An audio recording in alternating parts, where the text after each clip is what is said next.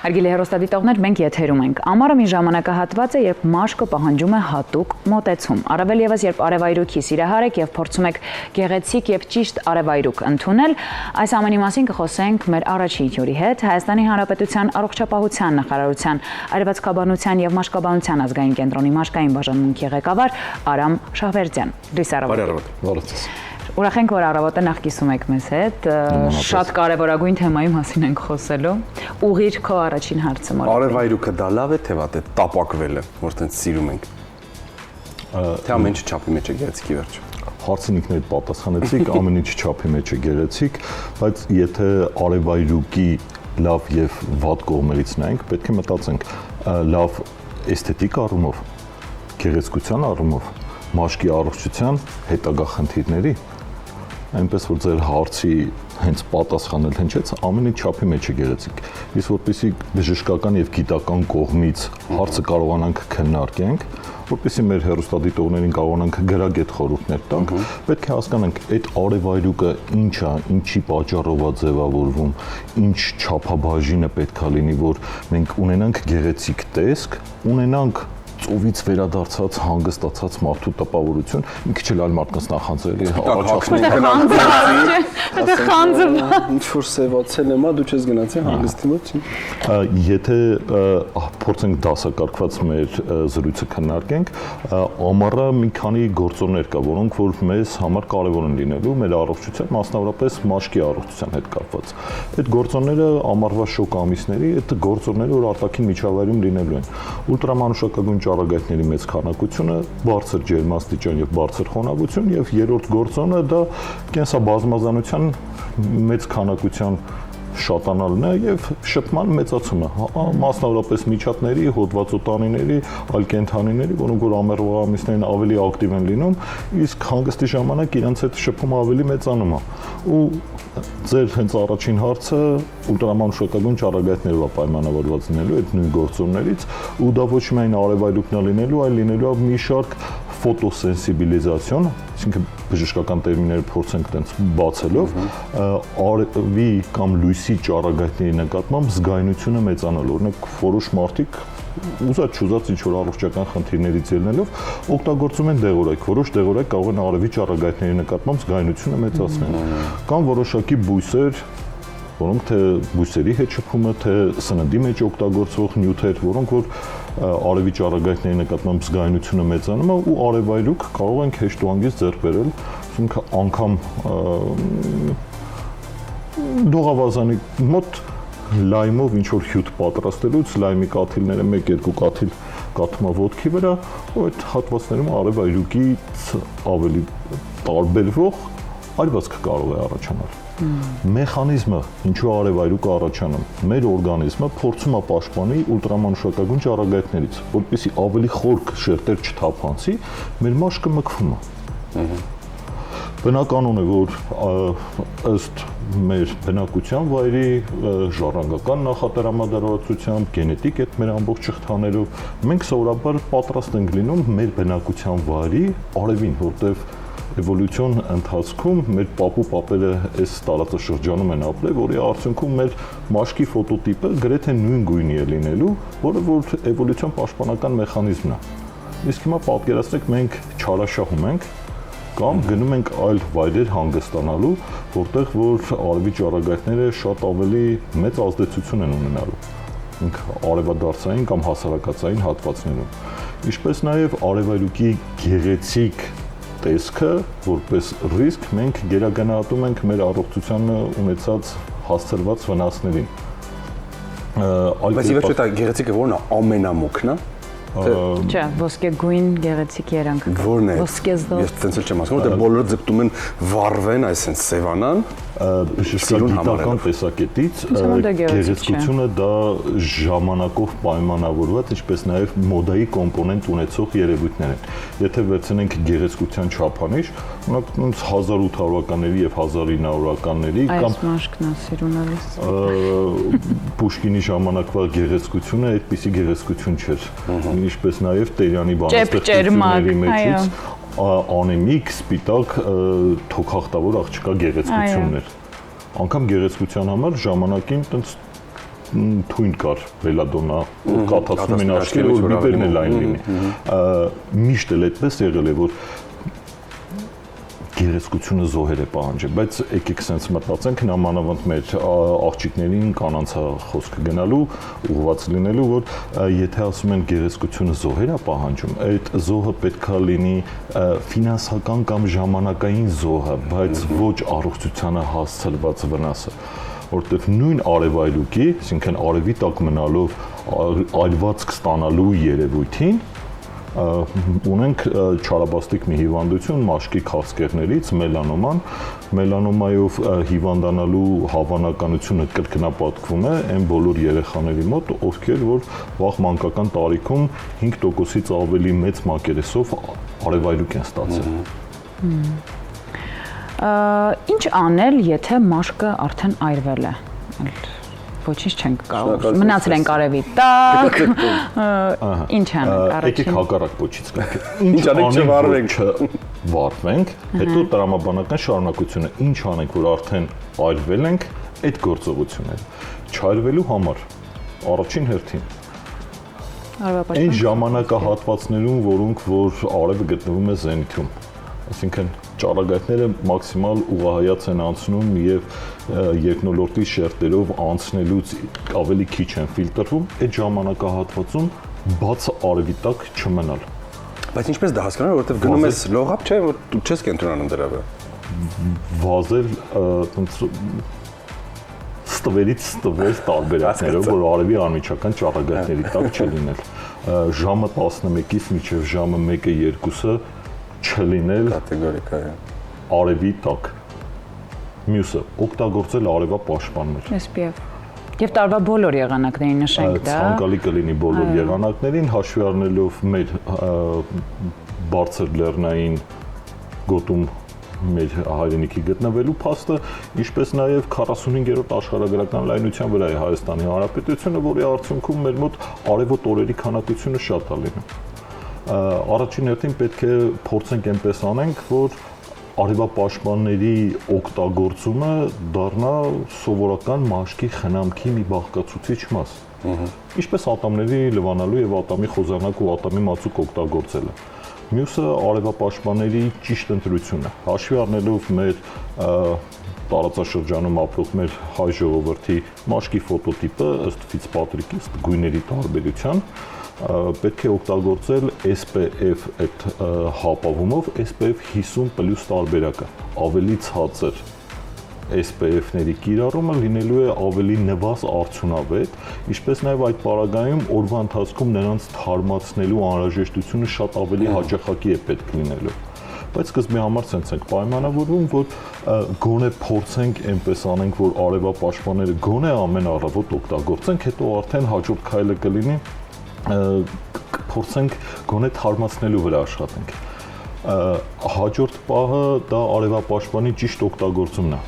Մի հատ ասենց քսեցին ու դուրս եկան, դա դեռ բավարար չի լինելու։ Որպես իր պաշտպանական մեխանիզմները կատարի, պետք է դոզավորում լինի։ Դոզավորումը արևապաշտպանների բավականին հեշտ է կողմնորոշվել։ Երկու մատ, երկու ֆալանգ հասկացողության մասին է խոսքը։ Եթե երկու այսենց շերտ վերցնենք արևապաշտպան, դա բավարար է լինելու երկու ափի չափով մակերես սկսելու համար։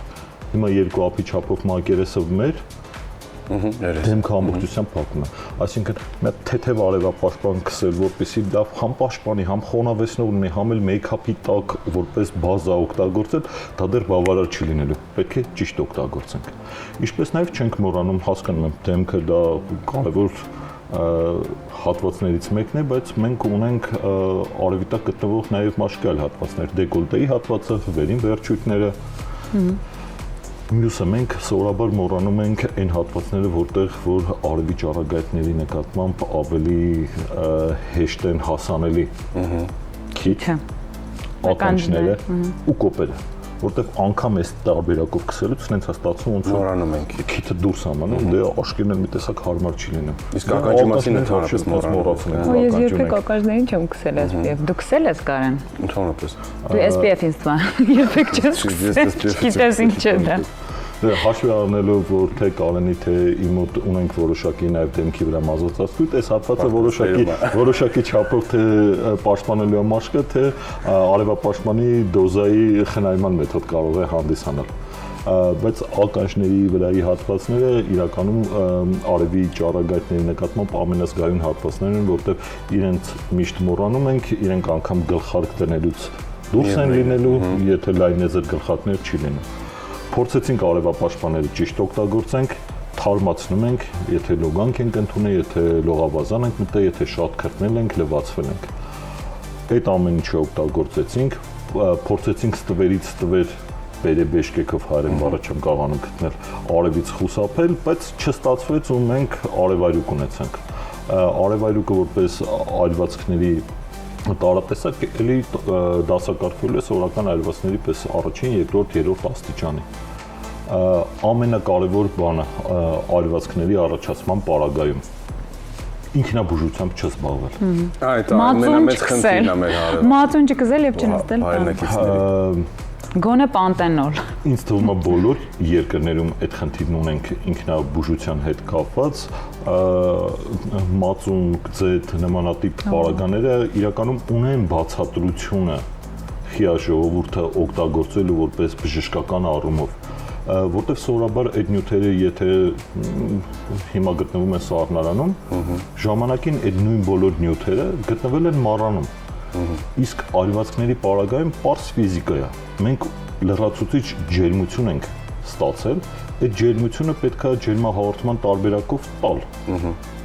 Իսկ դրանք այդ նույն մածունը, որ սառնանից վերցնենք, ինքը սառն է լինելու, այսինքն ընդհանրապես պահելու ենք, չի թողելու, հա, դուրս գա։ Ավելորդ ստացած ջերմաքանակը մենք տալու ենք մածունին, որի արդյունքում այդ ֆիզիկական առումով ջերմատվության հաշվին մենք դրական դինամիկա ունենալու ենք, բայց չենք մոռանում, որ այդտեղ ունենք որոշակի բակտերիաներ, ունենք որոշակի մակերես, որը որ մաշկի վրա լինելու է ու նպաստավոր պայմաններ են լինելու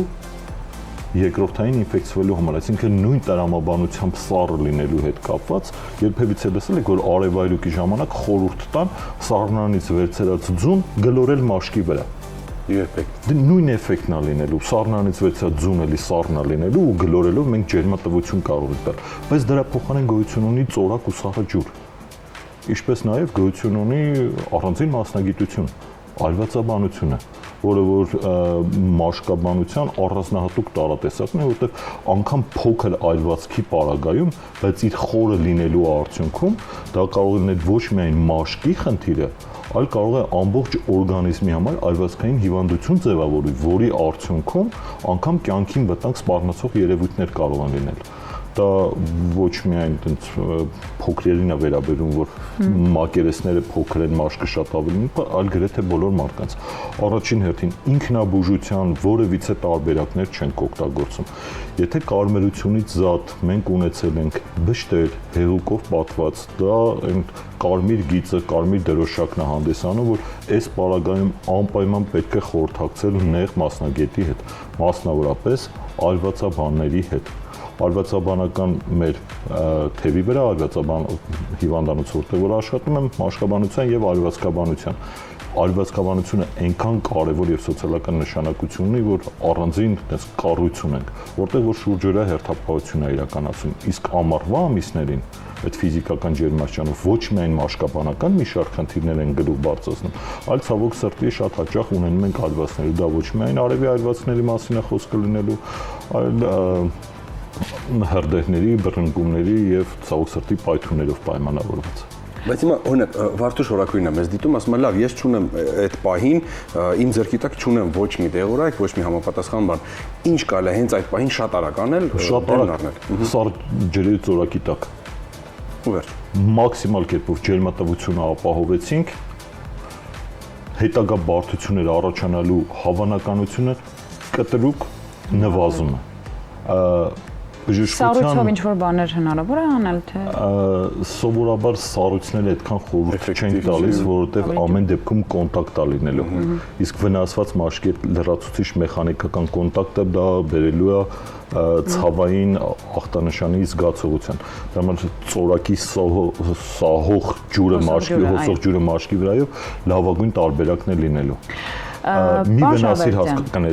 վնասիր հասկացողությունը դա ոչ միայն բժիշկների կրեդոն է, այլ նաև ցանկացած մարդու, որ իր առողջության մասին հոգ է տանելու։ Ինքնաբուժության երևույթները շատ հաճախ հետագայում նեղ մասնագետի աշխատանքը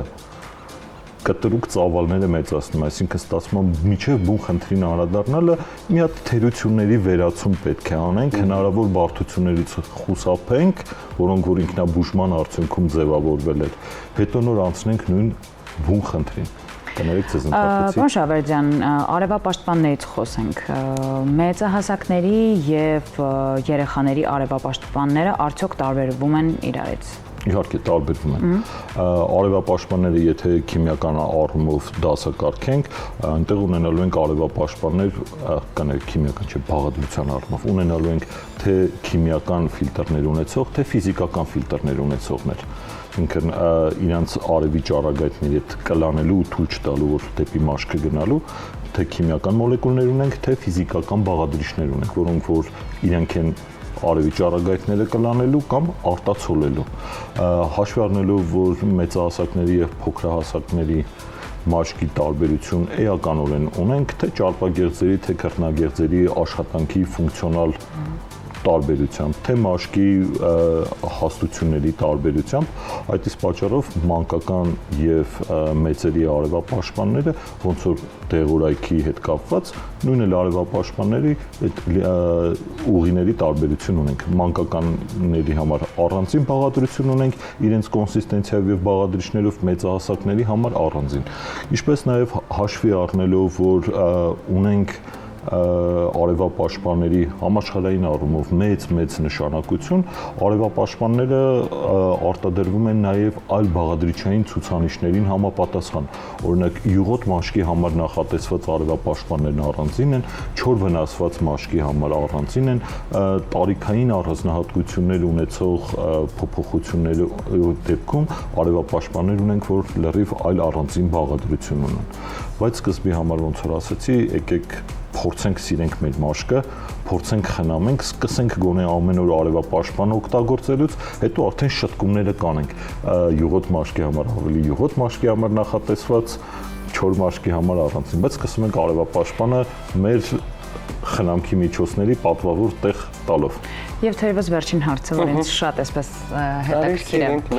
Արևայրուքը ստացել ենք գեղեցիկ, էսպես ոսկեգույն, ինչպես պահպանենք այն։ Խոնավեցնող հատուկ լոսյոններ, կրեմներ, չէ՞, կան, որ չճակճկվի, այսպես չպլոկվի։ Ինչի համար պահպանենք մեր արևայրուքը։ Որ ավելի գեղեցիկ լինի, պետք է ինձ հարցնում եմ, ուզում եմ իմանամ իմ հարցը։ Տվեք իմ հարցի պատասխանը։ Եկեք ես ձեր հարցին այսպես պատասխանեմ, որ եթե արևայրուքը դա մաշկի պաշտպանական ֆունկցիան է, որպեսզի այդ ռիսկի խնդիրներից պաշտպանվենք, այսինքն ինքնին մաշկը փորձելու է հետագայում այդ խնդիրները վերացնել։ Ես վստահ եմ, որ սա հեռուստադիտողին միանշանակ հետաքրքիր է, գնացել են մարդիկ ծով, 10 օր լավ էսպես տանջվել են, արևայրուք են ստացել, հետո ընդհանրապես մի քանի օրից թափվում է այդ արևայրուքը։ Այսինքն կցանկանան գոնե 1 ամիս պահել, դա։ Եկեք սենց անենք, գնանք ծով, ծովից հետ գանք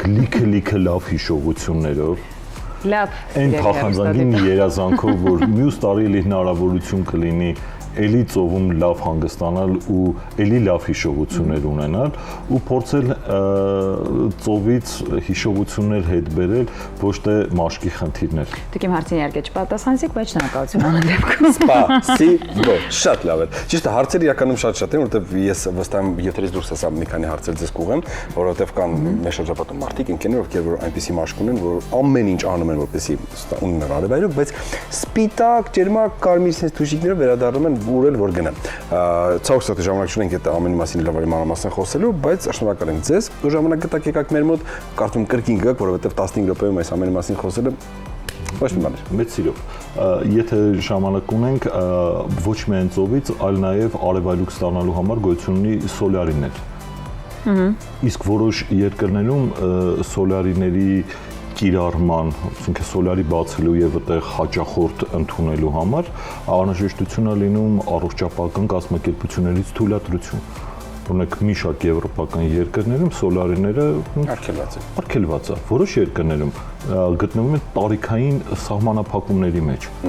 Էլի միտքը տանում եմ նրան, որ գեղեցիկ եւ առողջ մաշկ ունենալը դրանք կարող են 180 աստիճանով իրարից տարբերվել։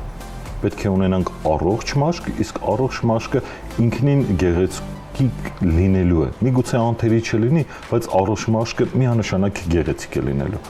Փորձենք լինենք առողջ, սիրենք մեր մաշկը այնպես, ինչպես որ կա։ Խնամենք եւ բուժենք, բայց լրացուցիչ ռիսկերի չենթարկենք։ Պետք չի, ուրեմն ես սպիտակ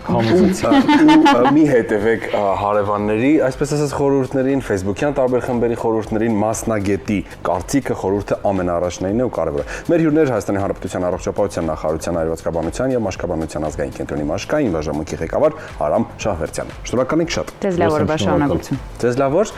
Իսկ մենք կանցնենք առաջ գովազդների եթերին, որից հետո կընդունենք մեր հաջորդ հյուրերին։ Մնացեք մեզ հետ։